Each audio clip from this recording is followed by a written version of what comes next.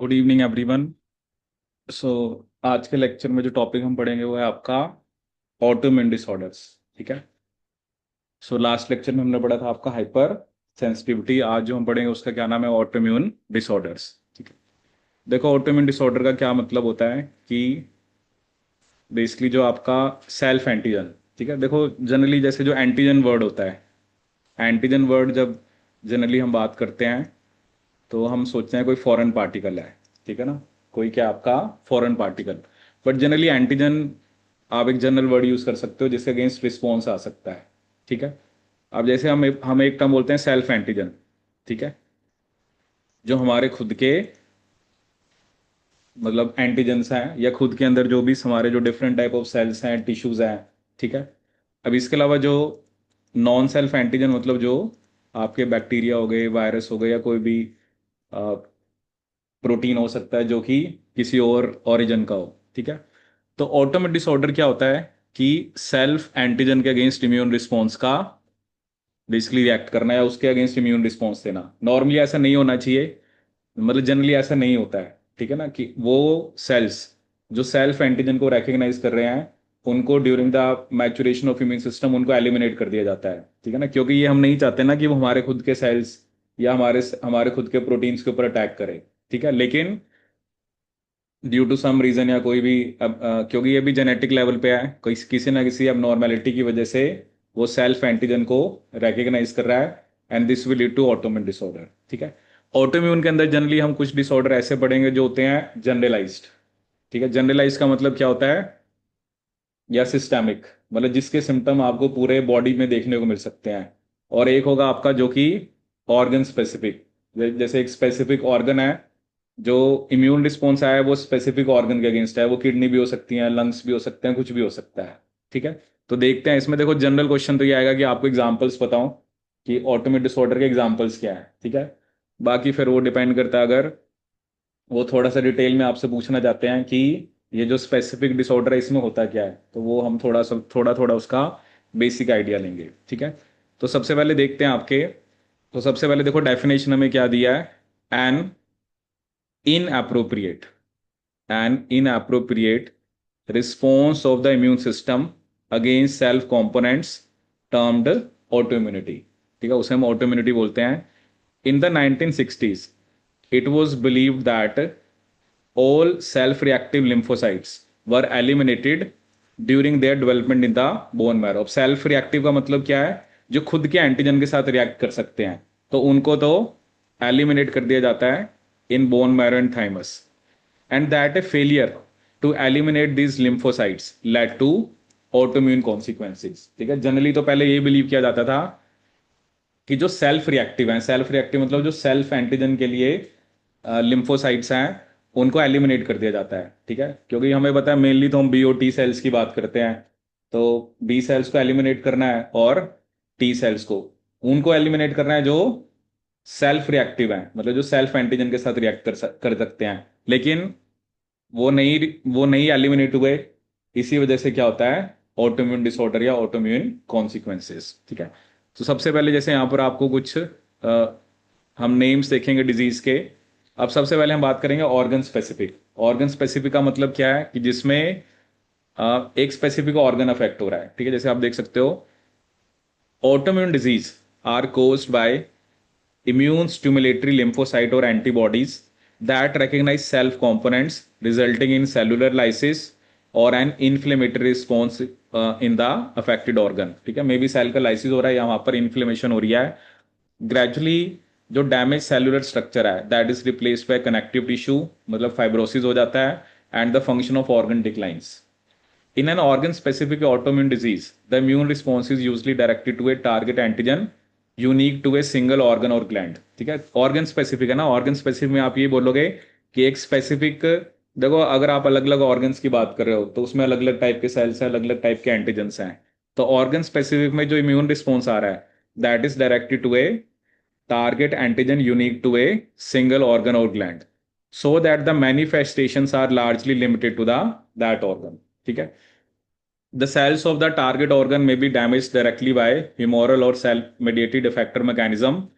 Alternatively, anti-self antibodies में over stimulate और block the normal function of the target organ. ये भी हम डिस्कस करेंगे कि कई बार कुछ ऐसी एंटीबॉडीज बनती हैं जो स्टिमुलेट कर रही हैं, ओवर स्टिमुलेट, ठीक है, और कुछ एंटीबॉडी ऐसी हो सकती हैं जो ब्लॉक करती हैं, ठीक है।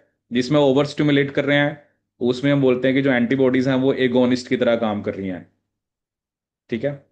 मतलब वो कोई स्पेसिफिक जैसे कोई हार्मोन है या कोई लिगेंड है उसके रिसेप्ट उसके एक्शन को मिमिक कर रही हैं, और अगर ब्लॉक कर रही हैं तो उसको हम क्या बोलेंगे, आपका एंटागोनिस्ट, ठीक है। ये भी अभी हम डिटेल में डिस्कस करेंगे, ठीक है।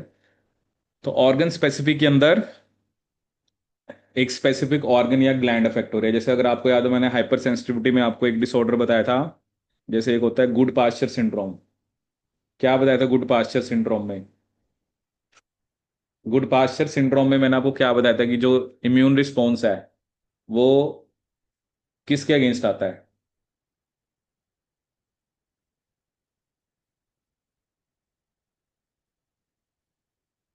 जैसे गुड पास्चर सिंड्रोम मैंने आपको टाइप 3 हाइपर सेंसिटिविटी का एग्जाम्पल बताया था। तो गुड पास्चर सिंड्रोम में क्या होता है?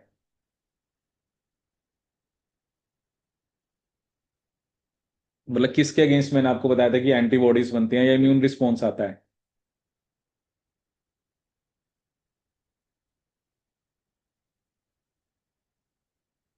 हम्म।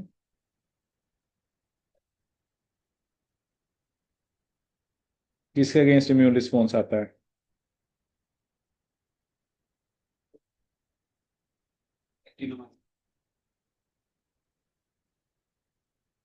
तो मोल्डी के अगेंस्ट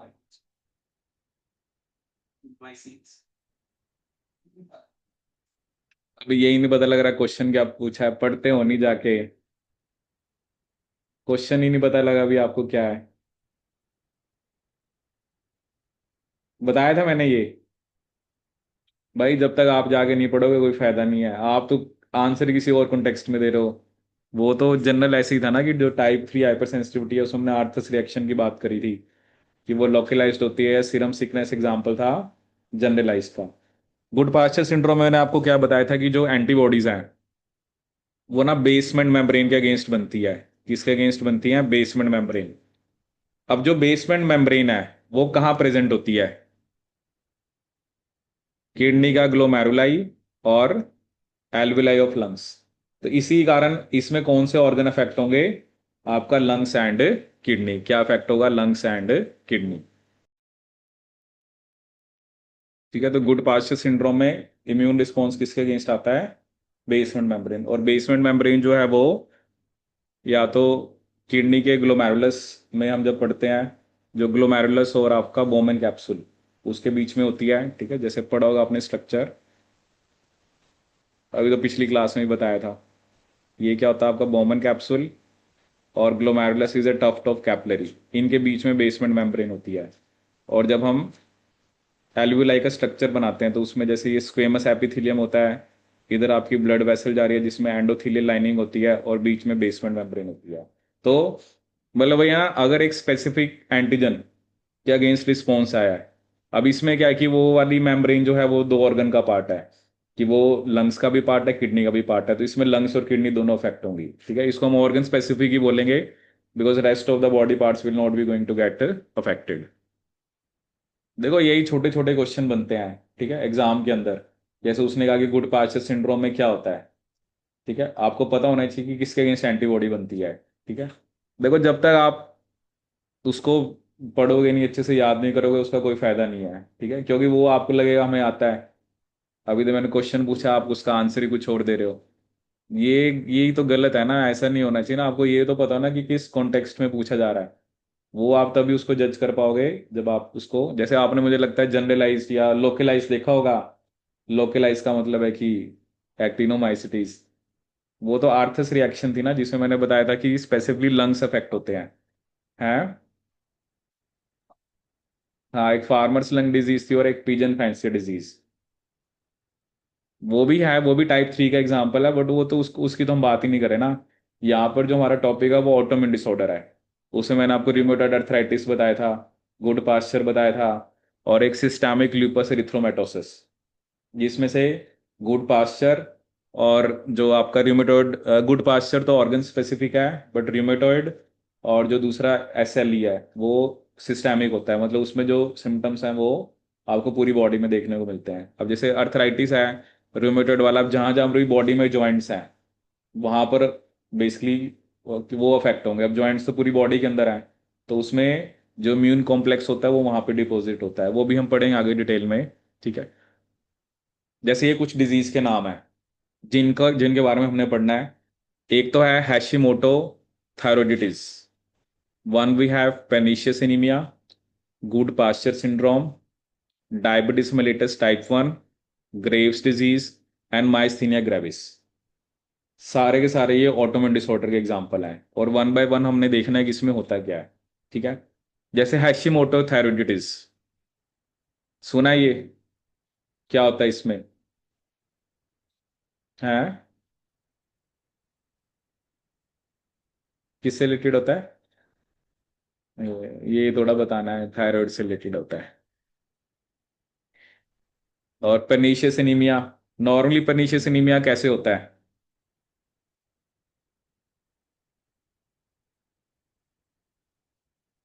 इसमें वो तो मेगालोब्लास्टिक होता है।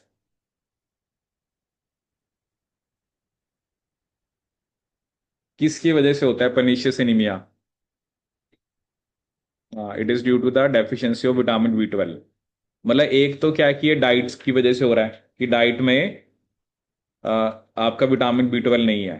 ठीक है। बट ऑटोइम्यून डिसऑर्डर कैसे है वो भी हम डिस्कस करेंगे। ठीक है ना?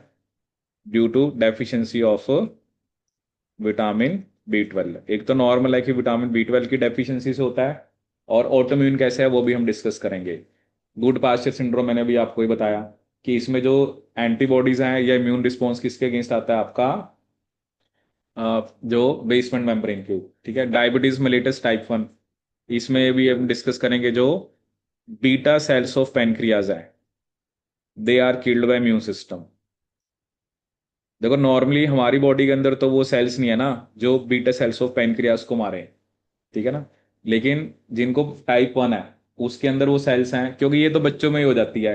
एक्चुअली कई बार सुनने को मिलता है ना कि बच्चों में डायबिटीज है तो वो टाइप 1 है, क्योंकि उसमें तो इंसुलिन बनेगा ही नहीं, तो उनको तो इंसुलिन के इंजेक्शन देने पड़ते हैं। ठीक है। ग्रेव डिजीज पढ़ेंगे।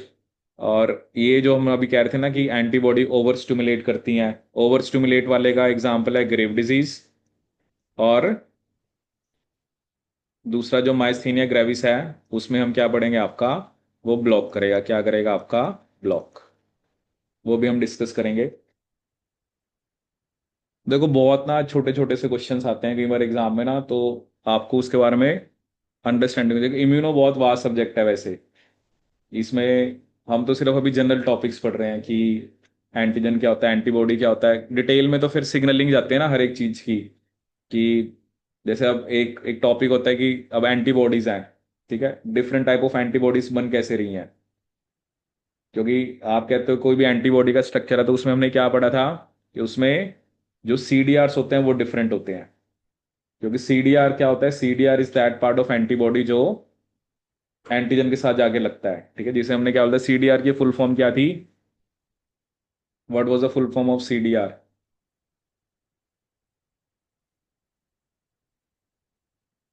देख लो कितनी पढ़ाई कर रहे हो आप लोग ना। अभी एग्जाम पोस्टपोन हो गया? 18 और 20 का। कॉलेज वाला का हुआ है? हो गया है? आप लोगों का नहीं था? आपके कब से हैं? फिर इम्यूनो का टेस्ट दो आप, एक ना पहले। आज क्या डेट है?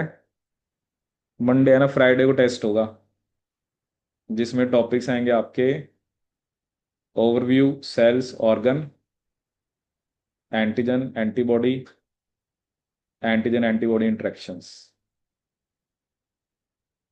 ठीक है। फ्राइडे। तो वैसे तो पढ़ना नहीं है आप लोगों ने।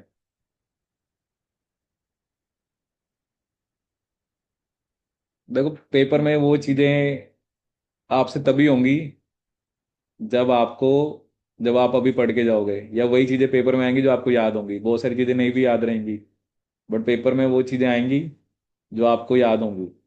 लेकिन वो तभी आएंगे जब आप याद करके जाओगे। नहीं पढ़ के जाओगे तो वहां पे आपको लगेगा पता नहीं क्या है। ठीक है। अभी तो बिल्कुल ही जनरल बता रहे हैं आपको, साथ साथ इसको पढ़ो। ठीक है। क्योंकि ये जो है ना, आप अगर आप ये सोच रहे हो कि कुछ मुझे टेस्ट दिया जाए या कुछ असाइन किया जाए मैं तब पढ़ूंगा, वो साइंस वाले बच्चे नहीं होते हैं। वो साइंस में कभी ग्रो नहीं कर सकते। साइंस का मतलब साइंस है मतलब तो नो, हमें चीज़ों के बारे में जानना है। और जानने के लिए तो भाई आप आपको मैं तो इन्फॉर्मेशन दे रहा हूँ, इन्फॉर्मेशन को याद रखना अलग चीज़ है ना। तो आपको पढ़ना पड़ेगा उस चीज़ के बारे में। ठीक है। इंटरेस्ट तभी बनेगा ना। अब जैसे मैंने आपको पिछली क्लास में बताया था कि हम ये पढ़ेंगे आगे। हम हमें से कितनों को याद है वो चीज़, वो मैटर करती है ना। आपको रोज का रोज पढ़ना होता है, अभी तो आपका कोई इतना इतना टफ लेवल नहीं होता है कई चीज़ों का। मतलब tough, typical immuno is a different thing. ठीक है। वो तो आप देखोगे तो आप हिल जाओगे। उसमें एक्सपेरिमेंट होते हैं कि हमने एनिमल पे ये एक्सपेरिमेंट करा, क्योंकि सब स्टडीज होती है ना, एनिमल मॉडल्स होते हैं, तो उसमें तो अभी हम इतना जान ही रहे हैं। ठीक है। चलिए अब हम पढ़ते हैं ऑटोमिन डिसऑर्डर में। सबसे पहले हमारा कौन सा डिसऑर्डर पढ़ेंगे हम? हैशिमोटो थायरोइडिटीज। ये हाइपोथायरोडिज्म का एग्जाम्पल है, it is an example of hypothyroidism. ये किसका एग्जाम्पल? आपका hypothyroidism. In Hashimoto thyroiditis, which is most frequently seen in middle-aged women, an individual produce autoantibodies and sensitized TH1 cell specific for thyroid antigen। इसमें जो response आ रहा है, मतलब ये वो कह रहा है कि मिडिल एज वुमेन में ये ज्यादा देखने को मिलता है। इसमें इंडिविजुअल जो है वो ऑटो एंटीबॉडीज बनाता है और TH1 cells, sensitise TH1 cells specific for thyroid antigen. ठीक है। अब इसमें कह रहा है डीटीएच रिस्पॉन्स, क्योंकि जहां पर भी आपके टी सेल्स आ गए वहां पे डीटीएच रिस्पॉन्स होगा। वहां पर इंटेंस, जो थायराइड ग्लैंड है वहां पर इंटेंस फिल्ट्रेशन होती है किसकी? लिम्फोसाइट्स की, मैक्रोफेजिस की, प्लाज्मा सेल्स की, which form lymphocytic follicles and germinal centre. तो इसमें हमें क्या देखने को मिलता है? The ensuing inflammatory response causes a goitre, कि जो थायराइड ग्लैंड है उसमें इन्फ्लेमेशन हो रही है, उसकी एनलार्जमेंट हो रही है। ठीक है। जैसे नॉर्मली हम गोइटर पढ़ते हैं ना, उसका रीजन हम क्या देते हैं कि जो आयोडीन की डेफिशिएंसी है। ठीक है ना, आयोडीन की डेफिशिएंसी से क्या हो जाता है आपका? गोइटर हो जाता है। बट यहाँ पर जो रीजन है, यहाँ पर रीजन क्या होता है कि जो एंटीबॉडी हैं वो दो प्रोटीन के अगेंस्ट बनती हैं। एक प्रोटीन का नाम है थायरोग्लोबुलिन और दूसरे प्रोटीन का नाम है थायराइड पेरोक्सीडेज। ये दोनों के दोनों प्रोटीन्स का रोल होता है आयोडीन के अपटेक में। ठीक है। अब जैसे आप आयोडीन तो डाइट में ले रहे हो, लेकिन जिन प्रोटीन्स ने उसका अपटेक कराना है उन्हीं के अगेंस्ट एंटीबॉडीज बन गई। तो उनके अगेंस्ट एंटीबॉडीज बनने से क्या होगा कि वो जो प्रोटीन्स जो आयोडीन का अपटेक करा रहे थे, now they will not work, now they will not be able to uptake iodine. और जिससे थायराइड हार्मोन्स की प्रोडक्शन क्या हो जाएगी आपकी? डिक्रीज हो जाएगी।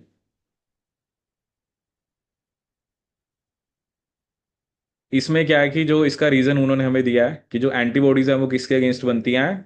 Thyroglobulin and thyroid peroxidase, both of which are involve in uptake of iodine. जैसे दो प्रोटीन है, दोनों का रोल आयोडीन के अपटेक में है, और इन्हीं के अगेंस्ट एंटीबॉडी बन जाती है। जब इनके अगेंस्ट एंटीबॉडी बन जाती है तो ये आयोडीन का अपटेक नहीं करा पाएंगे। और आयोडीन का अब डाइट में तो ले रहे हो, देखो कोई भी चीज आप डाइट में ले रहे हो तो वो इंटेस्टाइन से एब्सॉर्ब होके आपके आपके जो डिफरेंट बॉडी पार्ट्स जहाँ पे भी उसकी रिक्वायरमेंट है। जैसे आयोडीन को जनरली हमें जो थायराइड ग्लैंड के हॉर्मोन्स होते हैं वो बनाने के लिए चाहिए। अब आयोडीन आप डाइट में ले रहे हो, बट जिन्होंने उसका अपटेक कराना है, अगर उसी के अगेंस्ट एंटीबॉडी बन गई तो आयोडीन का अपटेक नहीं होगा।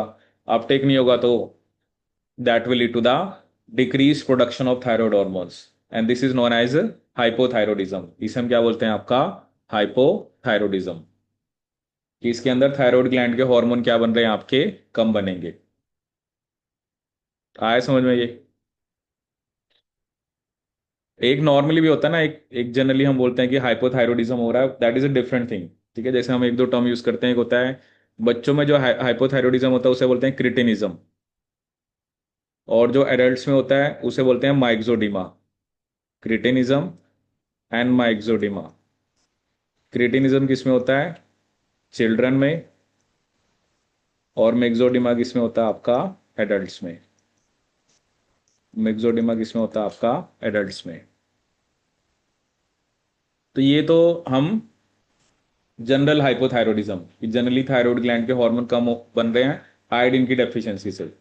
देखो एक तो आयोडीन का डाइट में ना होना, तब तो चलो, तब तो ऑब्वियसली गोइटर होगा।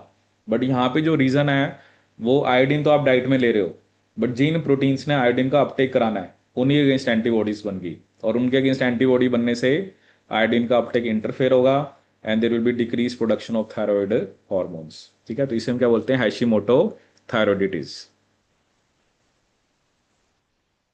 ऐसे हम दूसरा किसकी बात करेंगे, पेनिशियस एनीमिया। जैसे यहाँ पर अलग अलग नाम दे रखे हैं, एक दे रखा है पर्निशियस एनीमिया, एक लिखा हुआ है यहाँ पर ऑटोइम्यून हिमोलिटिक एनीमिया, और एक यहाँ पर क्या लिखा हुआ है, ड्रग इंड्यूस्ड। ठीक है, ड्रग इंड्यूस्ड भी हमने पहले पढ़ा था।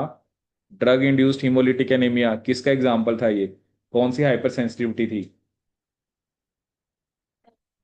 टाइप 2। जिसमें मैंने आपको बताया था ना, जैसे हम कोई एंटीबायोटिक लेते हैं, तो एंटीबायोटिक्स तो नई इम्यून सिस्टम को एक्टिवेट कर सकती, बट मैंने आपको बताया था कि जैसे अगर आपका आरबीसी है, अगर आरबीसी के सरफेस के ऊपर क्या लग जाए, मतलब आरबीसी में जैसे प्रोटीन्स होते हैं, और एंटीबायोटिक जो है वो इस प्रोटीन के साथ आगे लग गई, तो ये प्रोटीन किसकी तरह फंक्शन करेगा, कैरियर की तरह, और फिर एंटीबायोटिक अगेंस्ट इम्यून रिस्पॉन्स आ जाएगा। नॉर्मली एंटीबायोटिक्स के अगेंस्ट कोई रिस्पॉन्स नहीं आता, बट जब एंटीबायोटिक आरबीसी के सरफेस पे लगी तो ये तो हैप्टन की तरह काम कर रही है, और ये क्या आपका कैरियर, और जो हैप्टन कैरियर कॉम्प्लेक्स बनेगा तो इम्यून रिस्पॉन्स आ जाएगा। ठीक है, तो चलिए देखते हैं।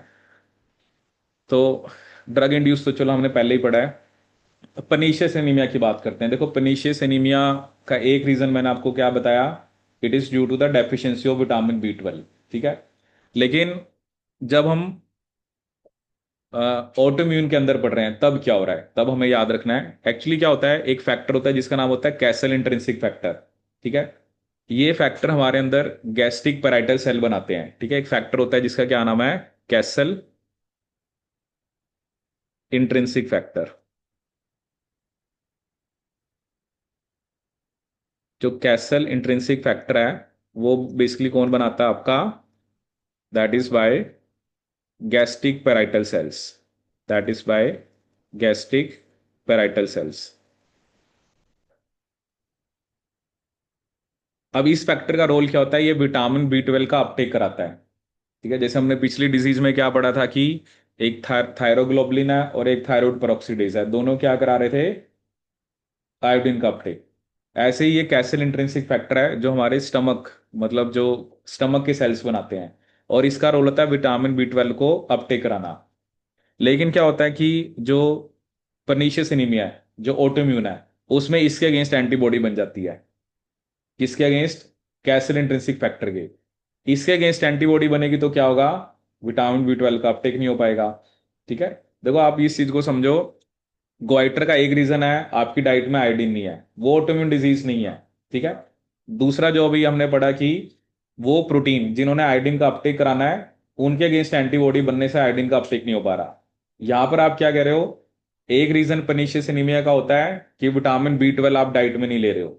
ठीक है, यहां पे आप विटामिन बी 12 डाइट में ले रहे हो, लेकिन जिस फैक्टर ने उसकी एब्जॉर्प्शन करानी है, देखो जो भी फूड हम खाते हैं पहले वो हमारे माउथ से, ईसोफेगस, स्टमक, इंटेस्टाइन, इंटेस्टाइन से हमें एब्जॉर्ब कराना होता है ना, फिर उसको हम ब्लड में लेके जाते हैं, और ब्लड ही न्यूट्रिएंट्स को डिफरेंट बॉडी पार्ट्स में लेके जाता है। अब इंटेस्टाइन से जो अपटेक कराना है वो इंट्रिंसिक फैक्टर नहीं कराना है, और आप कह रहे हो कि वो फैक्टर के अगेंस्ट एंटीबॉडी बन गई, उसके अगेंस्ट एंटीबॉडी बनने से अब वो काम ही नहीं कर रहा। वो काम नहीं करेगा तो विटामिन बी 12 की एब्जॉर्प्शन नहीं होगी, और विटामिन बी 12 की एब्जॉर्प्शन नहीं होगी तो आपको सफिशिएंट विटामिन बी 12 मिल ही नहीं पाएगा, क्योंकि विटामिन बी 12 इज इंपॉर्टेंट अगर आपको फंक्शनल आरबीसी बनाने हैं। ठीक है, और विटामिन बी 12 की एक तरह से वही हुआ ना कि इंट्रिंसिक फैक्टर से एंटीबॉडी बनी, तो विटामिन बी 12 तो मिल ही नहीं रहा। ठीक है, और वो नहीं मिलने से आपके जो आरबीसी हैं वो, मतलब दो जो नंबर ऑफ है, जो नंबर ऑफ फंक्शनल आरबीसी हैं वो नॉर्मल से कम हो जाता है। ठीक है, तो दोनों रीजन आप याद रखना।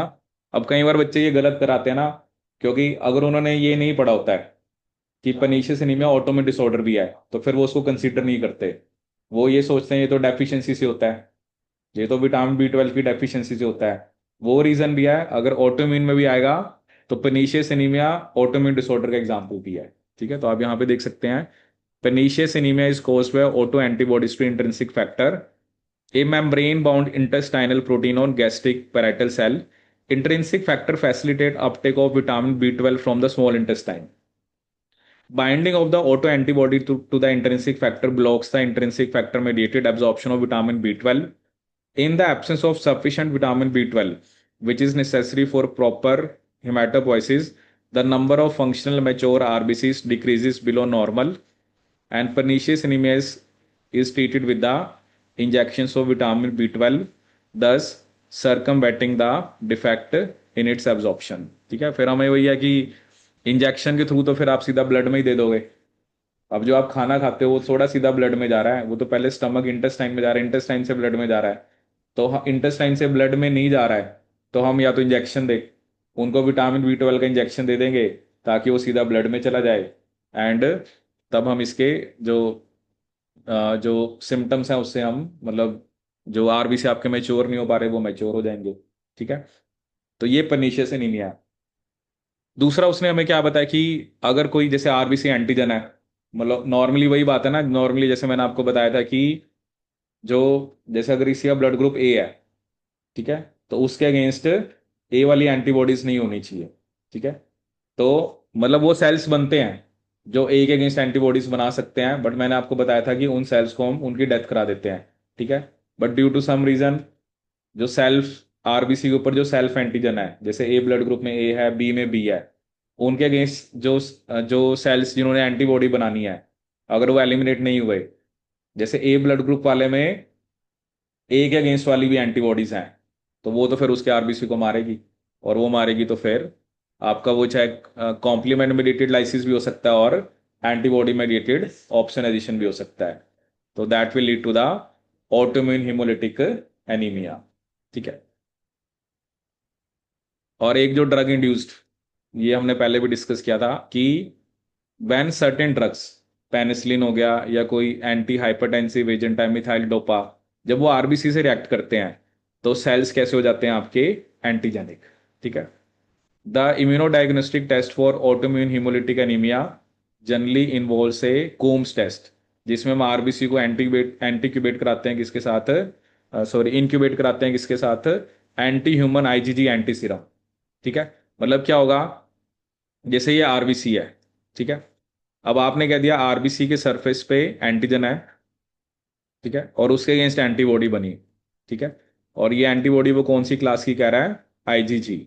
ठीक है, अब हम एक और एंटीबॉडी देंगे जो कि आईजीजी के अगेंस्ट है। ठीक है, तो अगर तो आईजीजी हुआ आरबीसी के ऊपर तो उसकी एग्लूटिनेशन हो जाएगी। इसका मतलब क्या है, मतलब ये एक तरह से ऑटोइम्यून हीमोलिटिक एनीमिया का एक इम्यूनो डायग्नोस्टिक टेस्ट होता है। अगर तो एग्लूटिनेशन हुई, इसका मतलब खुद के आरबीसी अगेंस्ट एंटीबॉडी बनी हुई है। ठीक है, क्योंकि जो एंटीबॉडी मैंने दिया है वो उसी एंटीबॉडी से बाइंड करेगी जो आरबीसी के साथ लगी हुई है। अगर ये अगर आरबीसी पे एंटीबॉडी लगी हुई है, वैसे तो नहीं होनी चाहिए ना, खुद के आरबीसी पे थोड़ा एंटीबॉडी लगी होनी चाहिए। लेकिन अगर ये लगी हुई है और जो आपने anti human IgG anti serum दिया, तो एग्लूटिनेशन कराएगा। एग्लूटिनेशन कराएगा क्या, क्या मतलब है, उसको ऑटोइम्यून हिमोलिटिक एनीमिया है, उसको ऑटोइम्यून हिमोलिटिक एनीमिया है। मतलब एक तो जनरल की बात करा और एक ड्रग इंड्यूस्ड।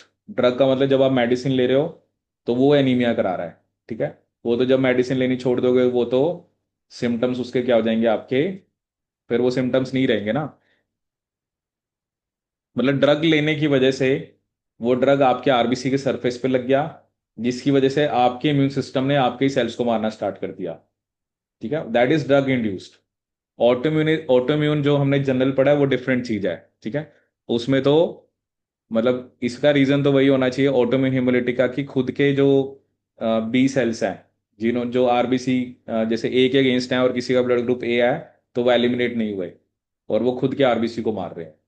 ठीक है, तो ये तीनों ही हमने यहाँ पर बात करी, एक तो पेनिशियस एनीमिया, एक हमने किसकी बात करी, ऑटोइम्यून हिमोलिटिक एनीमिया, और एक हमने किसकी बात करी, ड्रग इंड्यूस्ड की।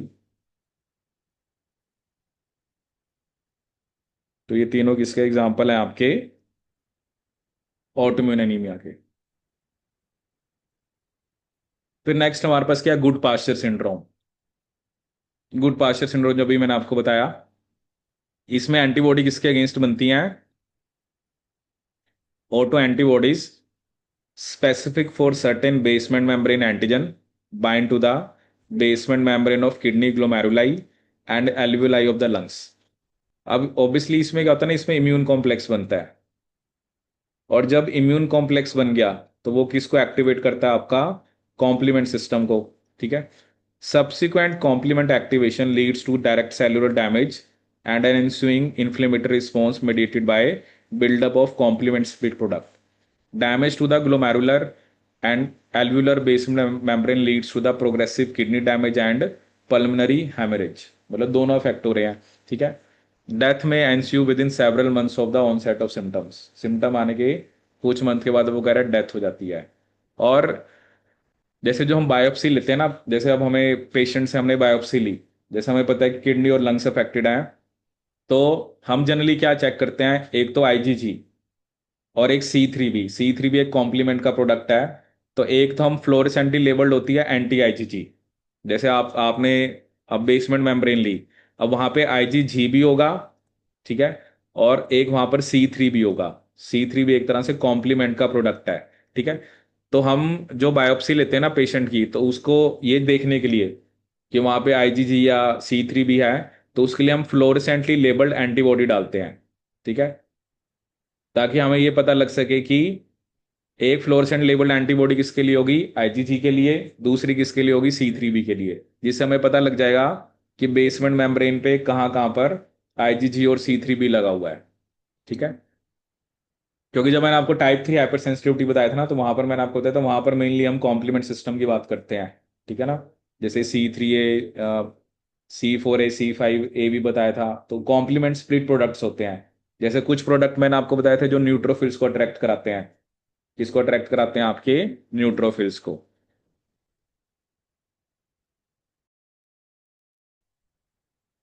ठीक है। तो ये भी जैसे क्वेश्चन वो पूछ सकते हैं कि जो गुड पार्चर सिंड्रोम जिनको होता है पेशेंट्स को, उनमें हम क्या चेक करते हैं? उनमें हम there will be a like linear deposit of IgG and C3b. ठीक है।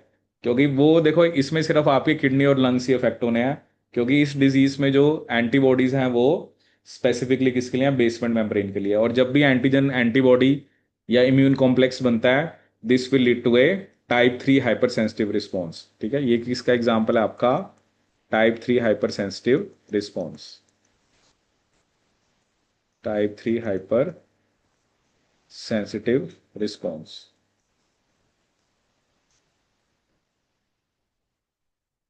Type 3 hypersensitive response. फिर नेक्स्ट यहां पर क्या आपका? Insulin dependent diabetes mellitus. ठीक है। कौन सी डिजीज है आपकी? Insulin dependent diabetes mellitus.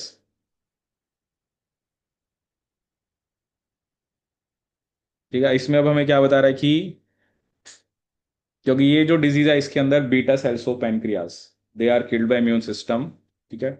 A disease affecting 0.2% of the population. Insulin dependent diabetes mellitus is caused by an autoimmune attack on the pancreas. The attack is directed against specialized insulin producing cell, जिन्हें हम क्या बोलते हैं? आपके beta cells that are located in the special clusters called the islets of Langerhans scattered throughout the pancreas. ठीक है। तो specifically beta cells of pancreas, obviously beta cells of pancreas kill हो गए तो इंसुलिन का प्रोडक्शन डिक्रीज हो जाएगा और ब्लड ग्लूकोज लेवल आपका इंक्रीज रहता है। ठीक है।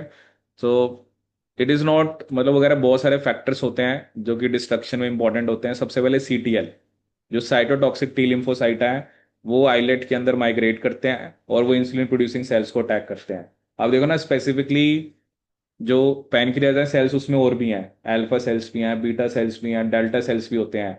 बट ये स्पेसिफिकली किसको टारगेट कर रहे हैं? बीटा सेल्स को। ठीक है। तो पहले सीटीएल आते हैं। The first CTL infiltration and activation of macrophages frequently refer to as insulitis. ठीक है। This is followed by cytokine release and presence of auto antibodies which leads to a cell mediated DTH response. ठीक है। और auto antibodies बनेंगी तो फिर वही या तो कॉम्प्लीमेंट सिस्टम एक्टिवेट होता है या एडीसीसी हो गया। ठीक है ना। क्योंकि एंटीबॉडीज बन गई, एडीसीसी जैसे मैंने आपको बताया था कि जो अगर किसी के अगेंस्ट एंटीबॉडी बन जाती है, तो जो मैक्रोफेजिस वगैरह है, ठीक है, उसको एंगल्फ करना, क्योंकि उनके ऊपर रिसेप्टर होते हैं, और फिर उन्हें एंगल्फ करना इजी हो जाता है। ठीक है। एडीसीसी कौन से सेल्स बताए थे और दिखाते हैं? एन के सेल पे क्या रिसेप्टर था? CD16। ठीक है, मतलब जनरल टर्म्स भी होते हैं ना। एन के सेल एडीसीसी दिखाते हैं। जनरली हमने क्या कहा था कि एंटीबॉडी का फंक्शन है, antibody will bind to antigen, और उस एंटीबॉडी के लिए आपके जो फैगोसिटिक सेल्स हैं उसके उसके ऊपर उसके लिए रिसेप्टर होता है। ठीक है ना, ताकि उस एंटीजन को ट्रैप करना या एंगल्फ करना उसके लिए इजी हो जाए। ठीक है, तो इंसुलिन देखो, इंसुलिन डिपेंडेंट की बात हो रही है, तो ये टाइप 1 है। ये कौन सी डायबिटीज होती है? टाइप 1। ठीक है। एक टाइप 2 होती है, वो तो जैसे एज के साथ होती है। उसमें जनरली उसका रीजन हम क्या देते हैं? रिसेप्टर की शेप चेंज होगी। ठीक है ना, जैसे मान लो एक सेल है, अब मान लो अगर रिसेप्टर की शेप ही चेंज होगी, तो वो इंसुलिन को सेंस ही नहीं कर पा रहा। जैसे मान लो ये नॉर्मल रिसेप्टर है, ठीक है, और मान लो ये हमने अब नॉर्मल दिखाया। अब इंसुलिन तो है ब्लड में, बट उसको सेंस भी तो करे ना, क्योंकि इंसुलिन वाली सिग्नलिंग होती है। इंसुलिन तो सिर्फ रिसेप्टर से बाइंड करता है, सिग्नल आगे अंदर जाता है। लेकिन अगर आपके रिसेप्टर की शेप ही चेंज होगी, ठीक है, देखो एक्चुअली हमारी बॉडी के अंदर अलग अलग जगह पे सेल्स हैं जो इंसुलिन को सेंस करते हैं। ठीक है ना, ऐसा नहीं है कि सब जगह रिसेप्टर की शेप चेंज होगी।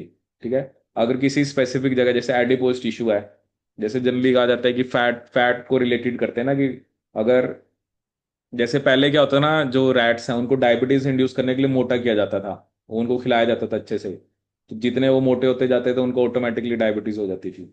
अब तो चलो हमारे पास कुछ स्पेसिफिक केमिकल्स आते हैं जिससे हम इंड्यूस कराते हैं। तो अब इंसुलिन को सेंस करने वाले सेल्स डिफरेंट बॉडी पार्ट्स में है। ठीक है, ऐसे नहीं है कि सभी के अंदर रिसेप्टर की शेप चेंज होगी।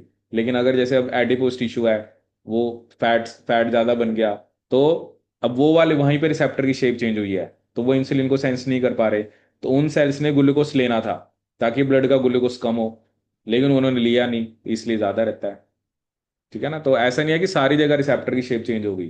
तो जो एज के साथ डायबिटीज होती है, वो या जैसे आपको 45-50 ईयर से आप जिनमें कई बार तो चलो जेनेटिक रीजन भी होता है कि पर्सन बिल्कुल फिट है, ठीक है ना, वो ज्यादा मतलब जंक फूड भी नहीं खा रहा, बिल्कुल उसका वेट भी नॉर्मल है, डायबिटीज उनको भी हो जाती है।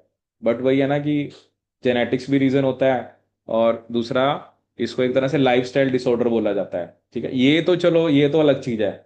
ये तो ये तो टाइप 1 है ना, इसमें तो इम्यून सिस्टम ने ही अटैक कर दिया। बट जो टाइप 2 है, उसको लाइफस्टाइल डिसऑर्डर बोला जाता है, कि जेनेटिक भी रीजन है कि कई बार पेरेंट्स का तो चांसेस है कि बच्चों को भी होगी, बट लाइफस्टाइल भी उसमें मैटर करता है। ठीक है, तो ये insulin dependent diabetes mellitus. Next जो डिजीज है उसका क्या नाम है आपका? ग्रेव्स। नेक्स्ट डिजीज का क्या नाम है आपका? Graves disease. देखो इसमें मैंने आपको, जैसे यहां पर हम बात करेंगे जो ओवर स्टिमुलेट,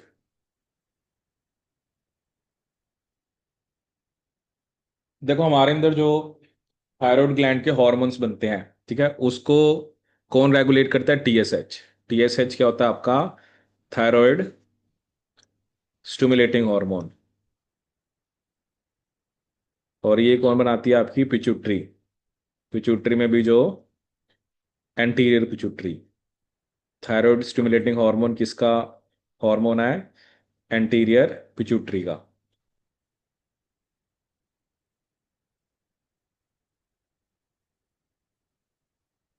और ये एक स्पेसिफिक टाइप ऑफ सिग्नलिंग दिखाता है, जिसे हम कौन सी सिग्नलिंग बोलते हैं आपकी? GPCR। जी प्रोटीन कपल्ड रिसेप्टर।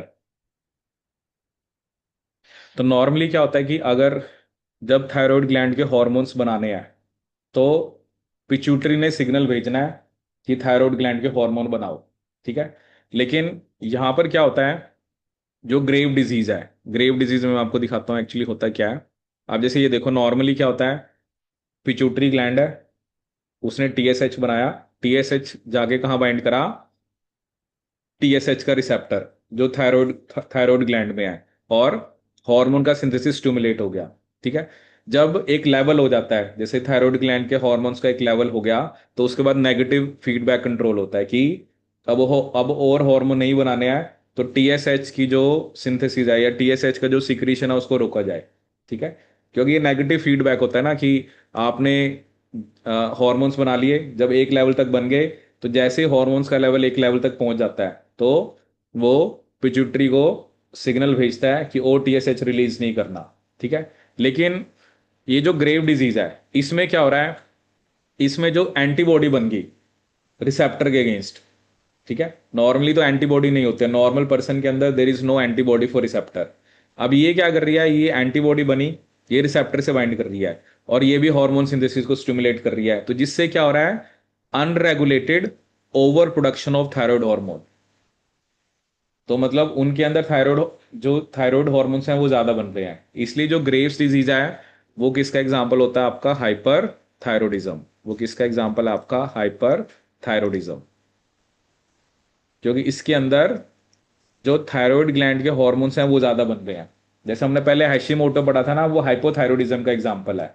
ठीक है। जो एक स्टार्टिंग में एक लाइन आई थी ना कि कुछ ऑटोइम्यून डिसऑर्डर के अंदर जो एंटीबॉडीज हैं वो किसके एक्शन को मिमिक कर रही हैं आपके, they are mimicking the action of, जैसे टीएसएच जो है वो एक नेचुरल लिगेंड है, वो तो नॉर्मल है कि उसने तो बाइंड करना है, लेकिन जो एंटीबॉडी है वो टीएसएच के एक्शन को मिमिक कर रही है।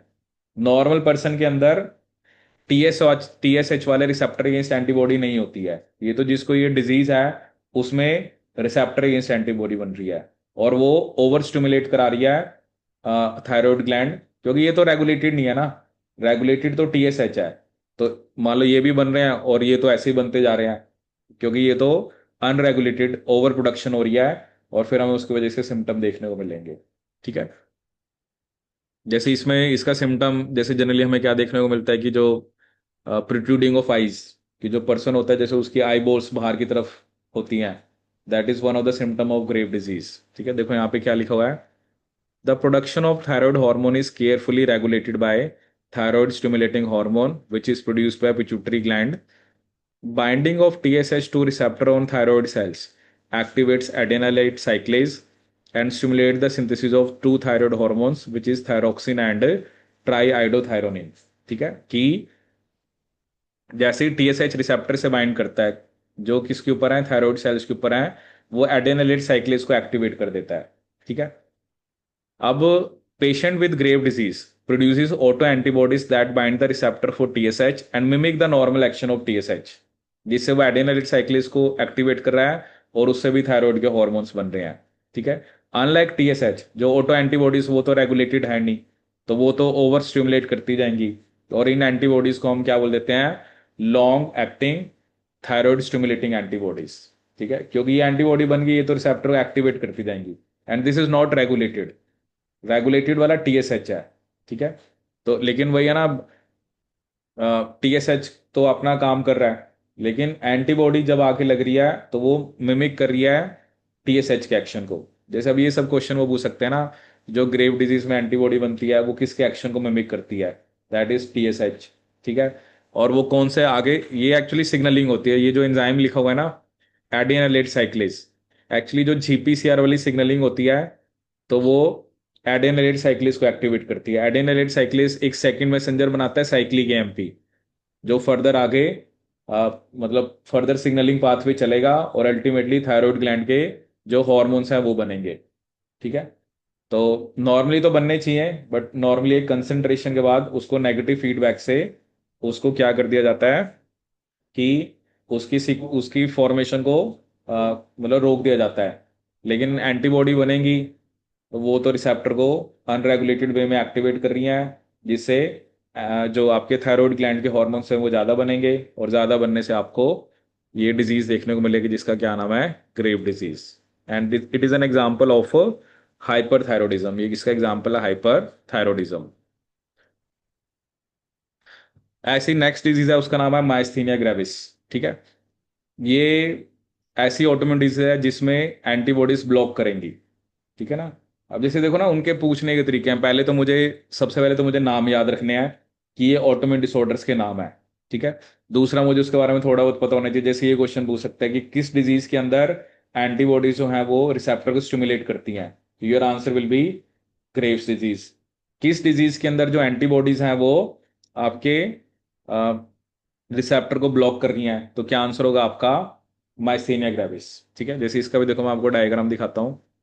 देखो नॉर्मली क्या होता है, हमारे अंदर न्यूरोमस्कुलर जंक्शन होते हैं, जैसे नर्व सेल है, वो न्यूरो ट्रांसमीटर रिलीज करते हैं जैसे एसिटाइल कोलिन, और वो मसल को सिग्नल देते हैं कि उसको बेसिकली मसल एक्टिवेट हो जाती है। लेकिन क्या हो रहा है, ये जो रिसेप्टर है किसके लिए, एसिटाइल कोलिन के लिए, उसी अगेंस्ट एंटीबॉडी बन गई। ठीक है ना, AChR का मतलब क्या है, एसिटाइल कोलिन रिसेप्टर। इसका मतलब क्या है, acetyl choline receptor, acetyl choline receptor. तो अगर इस रिसेप्टर अगेंस्ट क्या बन गई आपकी, मतलब रिसेप्टर अगेंस्ट ही एंटीबॉडी बन गई, तो अब मान लो नर्व सेल ने तो एसिटाइल कोलिन रिलीज करा, बट वो रिसेप्टर पे लग ही नहीं पाएगा, रिसेप्टर पे लग नहीं पाएगा तो मसल की एक्टिवेशन इनहिबिट हो जाएगी। तो यहां पर एंटीबॉडी ने रिसेप्टर को ब्लॉक कर दिया, वहां पर एंटीबॉडी ने रिसेप्टर को स्टिमुलेट करा था कि वो थायराइड ग्लैंड के हार्मोन बनाए। यहाँ पर एंटीबॉडी का रिसेप्टर से बाइंड होने से जो नेचुरल उसका लिगेंड है जो एसिटाइल कोलिन है वही नहीं लग पाता, और मसल की जो एक्टिवेशन है वो इनहिबिट हो जाएगी। तो यहाँ पर जो एंटीबॉडीज हैं वो बेसिकली ब्लॉक कर रही हैं, किसको ब्लॉक कर रही हैं, आपके रिसेप्टर को।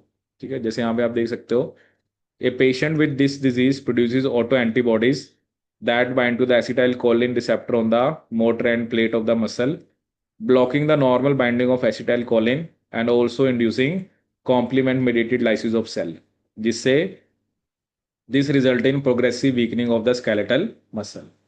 अल्टीमेटली एंटीबॉडी जो है वो सेल को ही डिस्ट्रॉय कर देती हैं। ठीक है, अब मान लो मसल सेल्स ही डिस्ट्रॉय हो गए, उनकी इतनी वीकनिंग हो रही है, क्योंकि हर एक बॉडी में जो भी मसल्स हैं वो स्केलेटल है ना, तो वो कह रहा है कि इतनी वीकनिंग होने के बाद impairment of eating as well as problems with movement. ठीक है, हाँ ये है कि आप अप्रोप्रिएट ट्रीटमेंट के साथ आप उसको मैनेज कर सकते हो, and afflicted individuals can lead to a normal life. Otherwise वो डिपेंड करता है ना कि किस स्टेज पे वो पता लग रहा है, क्योंकि मसल्स ही, अगर मसल्स एक तो पहले जो रिसेप्टर है वही ब्लॉक हो रखा है, तो मसल सेल तो एक्टिवेट ही नहीं हो पा रही हैं। दूसरा वो कह रहा है कि डेथ भी हो जाती है मसल सेल्स की। So this will lead to basically weakening of muscle, और there will be severe impairment of eating as well as problems with movement. ठीक है, तो ये कौन सी डिजीज है आपकी, माइस्थेनिया ग्रेविस। ठीक है, तो सिंपली पहले आपको बस थोड़ा बहुत आइडिया होना चाहिए कि इस डिजीज में क्या हो रहा है। जैसे हाशिमोटो थायराइडिस में क्या हो रहा है, पेनिशियस एनीमिया में क्या हो रहा है, गुड पास्चर सिंड्रोम में क्या हो रहा है, डायबिटीज मेलिटस टाइप 1 में क्या हो रहा है, ग्रेव डिजीज में क्या हो रहा है, और आपका माइस्थेनिया ग्रेविस में क्या हो रहा है। ठीक है, तो ये सब आपको एग्जांपल्स जो है वो डिजीज के याद रखने हैं। आए समझ में ये? ठीक है, क्योंकि जो गेट या जैम का एग्जाम होता है उसमें MSQ आता है, MSQ में आपको पता होना चाहिए ना, उसने कहा कि इनमें से कौन से ऑटोइम्यून डिसऑर्डर्स हैं, तो आपको सारे पता होने चाहिए। अगर एक भी नहीं पता है तो फिर आप मतलब अभी भी जो मेन मेन डिसऑर्डर्स हैं हमने उसके बारे में डिस्कस करा है, क्योंकि देर में बी ए लॉन्ग लिस्ट, क्योंकि डिजीज डिसऑर्डर तो बहुत सारे हो सकते हैं ना, बट जनरली जो कॉमन से नेम्स हैं ये आपको डिसऑर्डर के नाम याद रखने हैं। ठीक है, ये हमने कौन से पढ़े हैं, आपके ऑर्गन स्पेसिफिक, क्योंकि इसमें जो इम्यून सिस्टम जो है वो एक स्पेसिफिक, जैसे इसके अंदर मेनली थायराइड ग्लैंड इफेक्ट हुई, इसमें आपके RBC पे अफेक्ट हो रहा है, इसके अंदर आपका चलो लंग्स और किडनी दोनों अफेक्ट हो रहे हैं, इसमें सिर्फ पैनक्रियाज अफेक्ट हो रहे हैं, इसके अंदर थायराइड ग्लैंड अफेक्ट हो रही है, और इसके अंदर आपका जो मसल्स हैं। ठीक है, क्योंकि वो मसल जो एसिटाइल कोलिन के अकॉर्डिंग रिस्पॉन्ड करती है। ठीक है, जिसे हम बोलते हैं केमिकल साइनेप्स, क्या बोलते हैं आपका, केमिकल साइनेप्स। अब हम कुछ डिजीज की बात करेंगे जिनका क्या होते हैं सिस्टेमिक। सिस्टेमिक का मतलब क्या होता है कि जो इम्यून रिस्पॉन्स आता है ना वो बहुत सारे एंटीजन के अगेंस्ट आता है, ऐसे नहीं है कि सिंगल एंटीजन। और बहुत सारे एंटीजन के अगेंस्ट रिस्पॉन्स आने का मतलब क्या है, नंबर ऑफ ऑर्गन्स और टिश्यूज आपके अफेक्ट होंगे। ठीक है, अगर नंबर ऑफ एंटीजन के अगेंस्ट रिस्पॉन्स आ रहा है तो इसका क्या मतलब है, नंबर ऑफ क्या अफेक्ट होंगे आपके, ऑर्गन्स अफेक्ट होंगे। ठीक है, so these diseases reflect a general defect in immune regulation that results in hyperactive T cell or B cell। ठीक है, tissue damage is typically widespread, दोनों both from cell mediated immune response and from direct cellular damage caused by the antibodies or by accumulation of immune complex। मतलब वो तो मतलब B cell वाला response भी आ सकता है, टी सेल वाला भी आ सकता है। अब इसमें एक एग्जांपल हमें क्या दे रखा है, एसएलई, सिस्टेमिक ल्यूपस एरिथ्रोमेटोसिस। ठीक है। एक इसमें दे रखा है मल्टीपल स्क्लेरोसिस, और एक आपको क्या दे रखा है, रूमेटोइड अर्थराइटिस। ठीक है। सोना एसएलई क्या होता है? हम्म, ये भी मेनली वुमेन में देखने को मिलता है। इसमें ना बटरफ्लाई पैटर्न सा बनता है। मैं वैसे आपको इमेज दिखाता हूँ एसएलई की ना।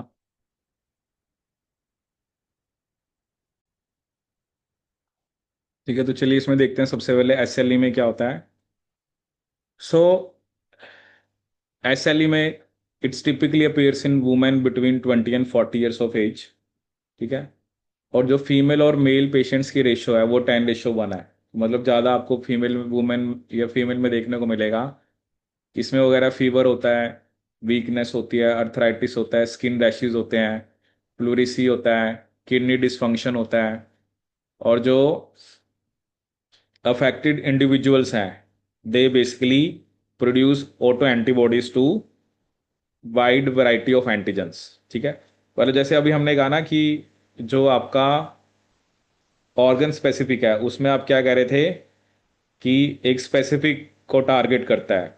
ठीक है। लेकिन इसके अंदर बहुत सारे एंटीजेंस हैं जिसको टारगेट करा है, जैसे डीएनए हो गया। अब डीएनए तो हर सेल में, हिस्टोन्स हो गए, आरबीसीज हो गए, प्लेटलेट्स हो गए, ल्यूकोसाइट्स हो गए, क्लॉटिंग फैक्टर्स हो गए। अब ये देखो ना, ब्लड तो पूरी बॉडी में सर्कुलेट कर रहा है, आरबीसी भी हैं, प्लेटलेट्स भी पूरी बॉडी में सर्कुलेट कर रहे हैं, आपके ल्यूकोसाइट्स, क्लॉटिंग फैक्टर। तो इनके साथ जब एंटीबॉडीज की इंटरेक्शन होती है तो वो अलग अलग सिम्टम प्रोड्यूस करता है। ठीक है। जैसे वो कह रहा है कि अगर सिर्फ आरबीसी के अगेंस्ट एंटीबॉडी बनेगी तो एनीमिया होगा, प्लेटलेट के अगेंस्ट बनेगी तो थ्रोम्बोसाइटोपिनिया होगा। ठीक है। क्योंकि ये भी मैंने आपको टाइप 3 का एग्जांपल बताया था। इसमें मैंने आपको ये बताया था कि जब immune complex of the autoantibodies with various nuclear antigen are deposited along the walls of small blood vessel, a type 3 hypersensitive reaction develop। ये जो कॉम्प्लेक्सेस हैं ये कॉम्प्लीमेंट सिस्टम को एक्टिवेट करते हैं और मेम्ब्रेन अटैक कॉम्प्लेक्सेस बनाते हैं। ठीक है। And complement split product that damage the wall of the blood vessel, resulting in vasculitis and glomerulonephritis. मतलब वही है कि वही आपका जो, मतलब इसमें किडनीज भी अफेक्ट हो रही हैं, ब्लड वेसल अफेक्ट हो रही हैं। ठीक है। तो ये टाइप 3 का एग्जांपल है, एसएलई। और दूसरा सिस्टेमिक का मतलब मैंने पहले आपको बताया था, जिसमें जनरलाइज्ड होता है, कि जिसमें आपको देखो ना, आप देखो इसको सिम्टम देखो, आप फीवर, वीकनेस, ठीक है, अर्थराइटिस, स्किन रैशेस, बॉडी में अलग अलग जगह पे रैश हो रहे हैं। ठीक है। प्लूरेसी जनरली वर्ड होता है जो लंग्स में प्लूरल मेम्ब्रेन होती है। ठीक है, उसके अगेंस्ट रिस्पॉन्स आता है। Kidney dysfunction. तो बॉडी के अंदर डिफरेंट जो, अब जैसे मान लो स्किन रैशेस अलग अलग बॉडी में अलग अलग जगह पे आ रहे हैं, फिर सिम्टम आपको पूरी बॉडी में देखने को मिल रहे हैं ना, कोई एक स्पेसिफिक तो एंटीजन टारगेट हो नहीं रहा है। तो इसे बोलते हैं एसएलई, सिस्टेमिक ल्यूपस एरिथ्रोमेटोसिस। ठीक है। होता है, देखो क्या ट्रीटमेंट होता होगा हर एक चीज का, भी हम उसमें तो जान ही रहे हैं कि कैसे हम उसको, क्योंकि ये जो है ना ऑटोइम्यून वालों में तो जनरली आप कुछ ना कुछ ट्रीटमेंट ही कर रहे हो। क्योंकि क्योर का मतलब तो ये है कि या तो जो सेल्फ वाले रिएक्टिव सेल्स हैं, जो खुद के एंटीजन अगेंस्ट एंटीबॉडीज बना रहे हैं, उनको कैसे आप एलिमिनेट करोगे। ठीक है। अगर जब तक वो एलिमिनेट नहीं होगा तब तक तो ये चलता रहेगा। ठीक है ना। तो नो डाउट कुछ ना कुछ ट्रीटमेंट्स होते हैं। जैसे अभी पीछे देखा ना हमने जो माइस्थेनिया ग्रेविस का, तो उसने लिखा था ना कि ट्रीटमेंट के साथ they can live A normal life. क्योंकि अगर तो मसल्स ही इतनी वीक होगी, जब मूवमेंट ही नहीं हो पा रही, ईटिंग प्रॉब्लम हो रही है, तो फिर तो पर्सन के लिए सरवाइव करना मुश्किल है ना, कि नहीं।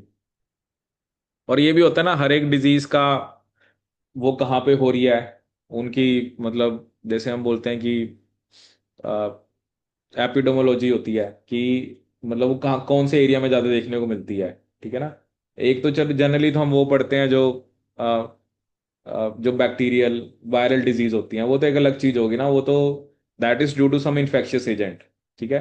जैसे होता है ना, अब हमें ये डिजीज है, ये इस एरिया के अंदर ज्यादा प्रेवलेंट है। ठीक है। उसका क्या मतलब है ना, क्योंकि कंडीशंस भी होती है ना। आप अब जैसे हम वायरसेस की बात करते हैं, जैसे हमने कह दिया कि यहाँ पे H1N1 क्या करता है, H1N1 सुना H1N1 और H5N1?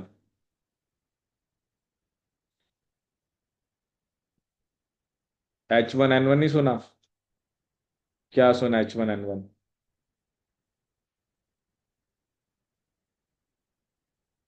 क्या करते हो कॉलेज आके, बताओ, पढ़ते कुछ नहीं? आप लोगों ने इम्यूनो नहीं पढ़ी? कब पढ़ी थी? पिछले सेमेस्टर का याद नहीं है कुछ? हम्म। H1N1 जो है वो स्वाइन फ्लू, और H5N1 बर्ड फ्लू। एक्चुअली ये जो एच और एन होता है ना, ये इसका मतलब होता है हीम एग्लूटिनिन और न्यूरामिडेज। एक्चुअली वायरस के सरफेस पे ना स्पाइक्स होती हैं। तो अब ये जो एच और एन है, इसके अलग अलग नंबर हैं। जैसे एच, मैंने H1N1 बोला, H5N1, ऐसे ही एच और एन के अलग अलग नंबर्स हैं। क्योंकि इसके नई नई स्ट्रेन्स बनती रहती हैं। अब कुछ, जैसे अफ्रीका में आपको अलग स्ट्रेन्स मिलेंगी, आ, किसी और कॉन्टिनेंट में जा रहे हो या किसी और एरिया में अलग अलग वेरिएंट्स भी होते हैं वायरस के, ठीक है। तो मैं वही कह रहा हूँ ना, वो तो एक अलग चीज होगी, क्योंकि वहां पर आप इन्फेक्शियस एजेंट की बात कर रहे हो, which is responsible for infection, ठीक है। लेकिन यहाँ पर पर्सन का जो इम्यून सिस्टम है, उसी में प्रॉब्लम है कि वो खुद के सेल्स को मार रहा है, ठीक है। नॉर्मली ऐसा नहीं होना चाहिए, ठीक है। लेकिन अब ये हमें डिफरेंट टाइप ऑफ जो डिजीज जो अभी हम डिस्कस कर रहे हैं, तो ये अलग अलग एरियाज या रीजन में देखने को मिलते हैं, ठीक है। और SLE जो है वो किसका एग्जाम्पल मैंने आपको बताया, टाइप 3 हाइपर सेंसिटिव रिएक्शन का, ठीक है। ऐसे ही जो मल्टीपल स्क्लेरोसिस है, ठीक है, ये न्यूरोलॉजिकल डिसेबिलिटी है, ठीक है। एक्चुअली इसमें क्या होता है, जो हमारे अंदर न्यूरॉन्स हैं, न्यूरॉन्स के अराउंड क्या होती है, माइलिन शीथ होती है, ठीक है ना। उसके अगेंस्ट ही टी सेल्स जो है वो उसको अटैक करते हैं। मतलब इसमें तो एक तरह से ये ब्रेन को अटैक कर रहा है। It is a neurological disability associated with disease in western countries. The symptoms may be mild, such as numbness in the limbs, और सीवियर, सच एज पैरालिसिस और लॉस ऑफ विजन, ठीक है। कई बार symptom mild भी हो सकते हैं और सीवियर भी हो सकते हैं। ये मेनली हमें देखने को मिलता है between the ages of 20 and 40। और जिसको ये डिजीज होती है, उसमें ऑटो रिएक्टिव टी सेल्स होते हैं that participate in the formation of inflammatory lesions along the myelin sheath of nerve fibres, ठीक है। तो इसमें जो ऑटो रिएक्टिव टी सेल्स हैं, वो पार्टिसिपेट करते हैं इसमें formation of inflammatory lesions along the myelin sheath of nerve fibres, multiple sclerosis. अब वही ना, देखो, अगर कुछ कोई चीज ब्रेन लेवल पे अफेक्ट हो रही है, तो उसका तो आपको इफेक्ट डिफरेंट बॉडी पार्ट्स में देखने को मिलेगा।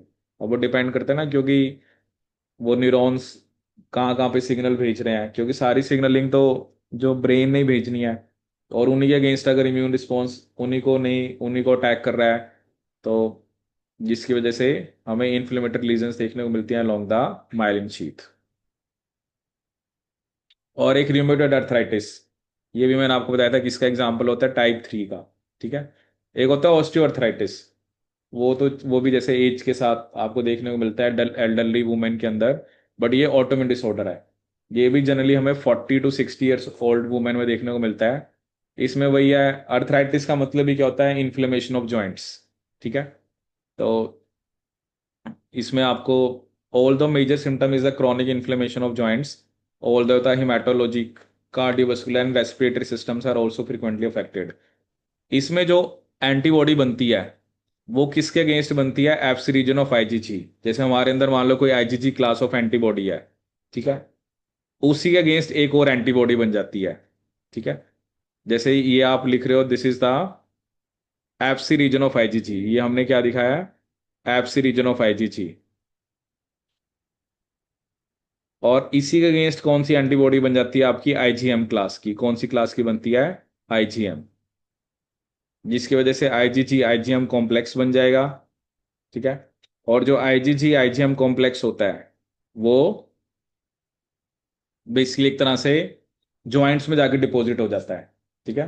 मतलब यहां पर हुआ क्या है, एक एंटीबॉडी अगेंस्ट एंटीबॉडी बनी है, ठीक है। जैसे यहां पे लिखा है, the classic rheumatoid factor is an IgM antibody with that reactivity. Antibody के अगेंस्ट एंटीबॉडी बनी है, ठीक है। Such auto antibodies bind to the normal circulating IgG, IgG IgM complex बनेगा, जो जॉइंट्स में डिपॉजिट होगा।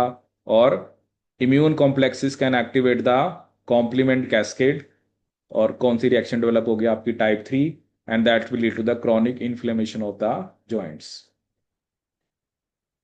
क्योंकि ये भी सिस्टेमिक में आएगा, क्योंकि जॉइंट्स तो आपके डिफरेंट बॉडी पार्ट्स में ना, तो वहां पर जाके ये इम्यून कॉम्प्लेक्स जो है ये डिपॉजिट हो जाते हैं, और उसकी वजह से क्या आता है, हमें आपको इन्फ्लेमेशन देखने को मिलती है। ठीक है, तो ये जितने भी ऑटोइम्यून डिसऑर्डर हैं, इसमें आपको जनरली पहले तो एक तो ये याद रखना है कौन कौन से ऑर्गन ऑर्गन स्पेसिफिक हैं, और कौन कौन से आपके सिस्टेमिक है। ठीक है, और मतलब उनके अंदर थोड़ा थोड़ा सा हमने जनरल डिस्कस करा है कि उसमें हो क्या रहा है। जैसे आपने हैशिमोटो थायराइडिज्म में क्या हो रहा है, पेर्निशियस एनीमिया में क्या हो रहा है, या जितने भी ऑटोइम्यून एनीमिया है, Goodpasture syndrome, insulin dependent diabetes mellitus, Graves disease. ठीक है, इसके अलावा माइस्थेनिया ग्रेविस, और सिस्टेमिक में हमने क्या डिस्कस करा, एक SLE, multiple sclerosis and rheumatoid arthritis. ठीक है, तो ये हो गया आपके ऑटोइम्यून डिसऑर्डर्स।